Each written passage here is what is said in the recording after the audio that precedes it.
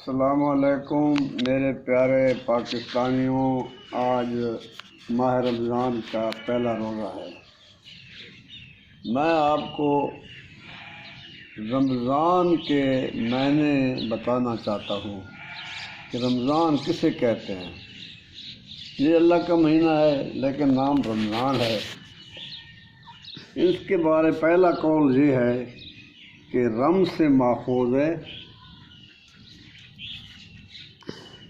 رمز سے ماخوذ ہے، اور رمز کے معنی دھوپ کی شدت سے پتھر، ریت وغیرہ کے گرم ہونے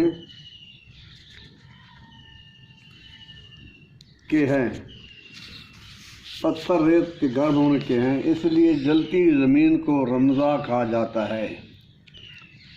اور جب پہلی دفعہ روزے واجب ہوئے تو ماہ رمضان سخت گرمی پڑا تھا، یعنی ماہ رمضان گرمی کے موسم میں آیا تھا سب سے پہلے جب روزے واجب ہوئے تھے، اور روزوں کی وجہ سے گرمی اور تپش کا احساس بڑھا تو اس مہینہ کا نام ماہ رمضان یعنی ماہ آتش فشاں پڑ گیا،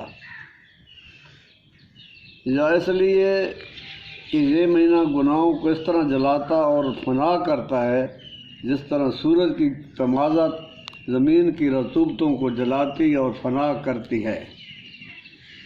چنانچہ پیغمبر اکرم صلی اللہ علیہ وآلہ وسلم کا ارشاد ہے، ماہ رمضان کو ماہ رمضان اس لیے کہا جاتا ہے کہ وہ گناہوں کو جلا دیتا ہے۔ دوسرا قول یہ ہے کہ یہ رمزی سے، یہ لفظ رمزی سے ماخوذ ہے، اور رمزی اس ابر و باران کو کہتے ہیں جو موسم گرما کے اخیر میں آئے، اس سے گرمی کی تیزی دور ہو جاتی ہے۔ اسی طرح یہ مہینہ بھی گناہوں کے جوش کو کم کرتا اور برائیوں کو دھو ڈالتا ہے۔ تیسرا قول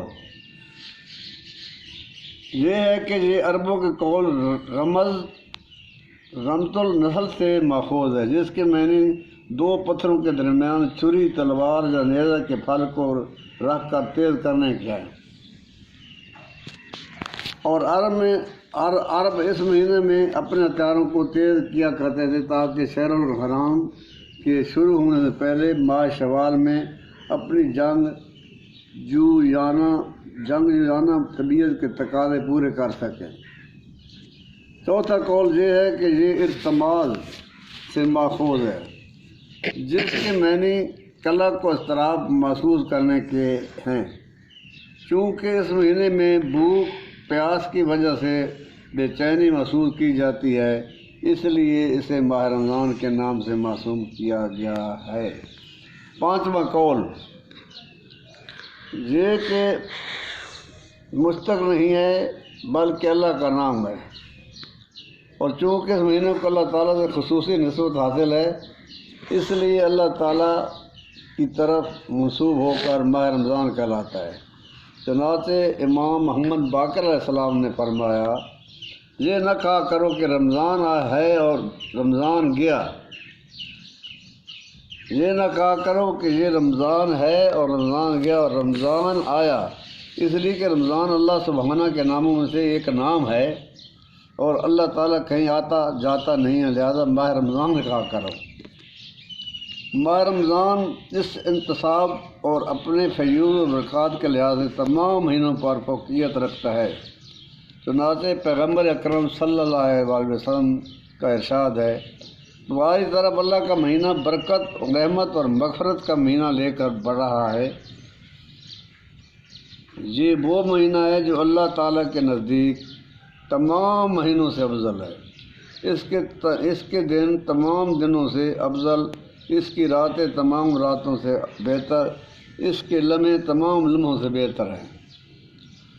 اس مہینے کی راتوں میں سے ایک رات لیلۃ القدر کے نام سے موسوم ہے، جس میں بجا لائے ہوئے اعمال عبادات اور ہزار مہینوں کے اعمال سے بہتر ہیں۔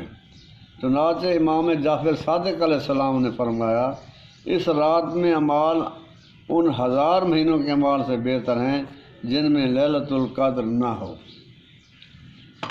اسی مہینے میں تمام آسمانی کتابیں نازل ہوئیں اور اسی مہینے میں قرآن مجید نازل ہوا۔ چنانچہ ارشاد الہی ہے، رمضان کا مہینہ وہ ہے جس میں قرآن نازل کیا گیا، وہ لوگوں کے لیے رہنما ہے اور ہدایت اور حق و باطل کے امتیاز کی روشن نشانیاں رکھتا ہے۔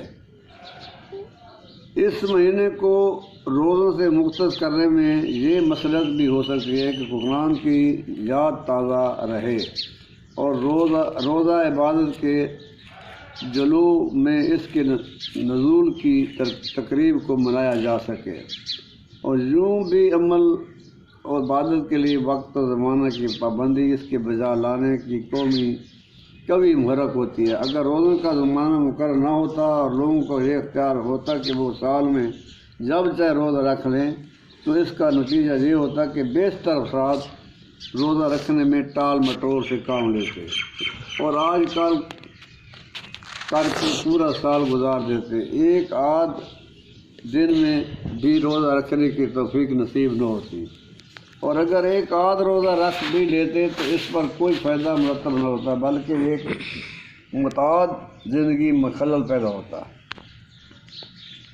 اور پھر ہر شخص ایسے ہی زمانے میں روزہ رکھتا جس پہ روزے کی تکلیف کا احساس کم ہوتا۔ مختلف موسموں میں روزہ رکھنے سے جو مختلف اثرات صحت انسانی پر پڑتے ہیں ان سے معروم ہونا پڑتا۔ اس کے علاوہ عبادت میں ہم آہنگی اور اجتماعی شان باقی رہتے، اور ایک رنگی ہوئی چیز وہ چیز ہے جس سے تلخی بھی خوشگوار ہو جایا کرتی ہے۔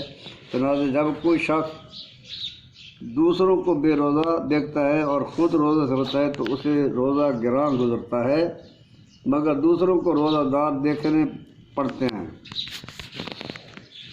مگر دوسروں کو روزہ دار دیکھنے سے اس کی خوشگواری بارے خاطر نہیں ہوتی۔ چنانچہ جب سفر یا مرض کی وجہ سے روزے قضا ہو جاتے ہیں اور بعد میں رکھنا پڑتے ہیں تو وہ ماہ رمضان کے روزوں کی بنسبت شاق گزرتے ہیں اور دل میں ماہ رمضان کے روزوں کا سادہ بلولہ جوش پیدا نہیں ہوتا۔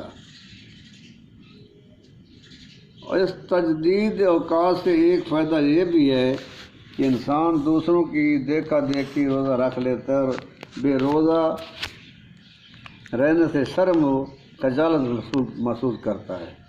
اسلامی روزہ فقط تعین مدتی کے لحاظ سے امتیاز نہیں رکھتا کہ اس کے آگے پیچھے نہیں کیا جا سکتا، اور بھی چاند وجوہ سے خصوصی امتیاز کا حامل ہے۔ چنانچہ اسلام نے روزوں کی مدت نہ اتنی مختصر رکھی ہے کہ ان سے کوئی فائدہ اور نتیجہ حاصل نہ ہو، نہ اتنی طویل کہ زندگی کے معمول میں فرق پڑے اور اس سے عہدہ برآمدنے میں دشواری محسوس ہو۔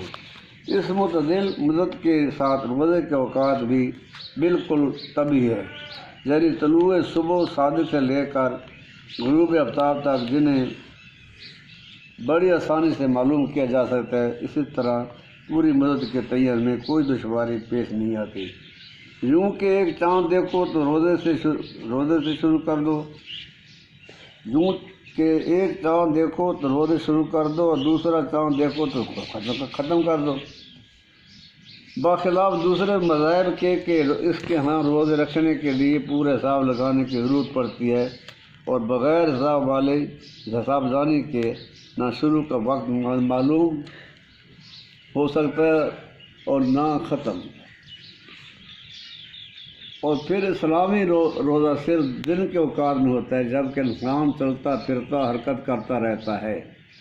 طبعی حیثیت سے یہ مسلمہ طور پر ثابت ہے کہ جب انسان کے بدن میں حرکت نہ ہو تو اس حالت میں خالی پیٹ رہنا صحت کو معتدل نقصان پہنچاتا ہے۔ اسی لیے ائمہ اہل بیت نے رات کے بعد کچھ نہ کچھ کھا پی کر سونے کی ہدایت کی ہے، اور صوم و سال یعنی 2 روزوں کو ملا کر رکھنے کی حرام قرار دیا گیا ہے تاکہ روزہ میں رات کا حصہ شامل نہ ہونے پائے۔ اس کے برخلاف یہود و نصارہ وغیرہ کے ہاں رات کا حصہ بھی شامل ہوتا ہے۔ چنانچہ یہودیوں کا روزہ 22 گھنٹے سے لے کر 26 گھنٹے تک ہوتا ہے، اور اتنا طویل فاقہ یقیناً صحت جسمانی کے لیے مضر ہوتا ہے۔ اور پھر روزہ کا سب سے اہم مقصد ضبط نفس کی مشق ہے، اور یہ مقصد رات کے روزے سے حاصل نہیں ہو سکتا، کیونکہ رات کو سونے میں کٹ جاتی ہے اور اس کے ساتھ خواہشات جذبات میں بھی سو جاتے ہیں۔ اس لیے خواہشات نفس کو روکنے کی ریاضت نہ ہو سکے گی۔ یہ ریاضت تو دن ہی کے روزے سے ہو سکتی ہے، جس سے انسان رفتہ رفتہ اپنی خواہشات پر قابو پا لیتا ہے۔ کبھی خواہشات پر اقتدار صرف اس حد تک ہوتا ہے کہ انسان بھوک پیاس کے ہوتے ہوئے نہ کھاتا ہے نہ پیتا ہے، اور کبھی زبان آنکھ کان پر بھی قابو پا لیتا ہے اور انہیں بے راہ نہیں ہونے دیتا، اور کبھی اپنے خیالات اور تصورات پر بھی قابو حاصل کر لیتا ہے۔ اس اعتبار سے روزہ دار 3 قسم کے ہیں، ایک وہ جو صرف کھانے پینے اور دوسرے مترات سے اجتناب کرتے ہیں، یہ عوام کا گروہ ہے۔ پہلا ہے ایک وہ جو صرف کھانے پینے اور دوسرے مضطراب سے اجتناب کرتے ہیں، یہ عوام کا گروہ ہے۔ دوسرے وہ جو ہمتاً روزہ دار ہوتے ہیں اور کسی عضو کو گناہ سے آلودہ نہیں ہونے دیتے، یہ خاص کی جماعت ہے۔ دراصل روزہ دار یہی لوگ ہیں۔ چنانچہ امام جعفر صادق علیہ السلام نے فرمایا، جب روزہ رکھو تو تمہارے کان، آنکھ، بال اور جسم کی کھال تک روزہ دار ہو، اور تمہارے روزہ کا دن بے روزہ ہونے والے دن کے مانند نہ ہونا چاہیے۔ اور تیسرے جو اپنے دل دماغ کو ہر قسم کے خیالات فاسدہ اور تصورات باطلہ سے پاک و صاف رکھتے ہیں اور ہمتاً اللہ تعالیٰ کے ذکر و فکر میں مستغرق رہتے ہیں، یہ مقربین کی جماعت ہے۔ چنانچہ امام علی بن حسین علیہ السلام کے متعلق بار دعا کہ وہ ماہ رمضان میں آپ کی زبان اکثر سے دعا اور تسبیح و تکبیر و تکبار کے علاوہ کوئی کلمہ سننے میں نہ آتا تھا، یہاں تک کہ تمام ماہ مبارک اسی طرح سے گزر جاتا تھا۔ وما علینا الا البلاغ المبین۔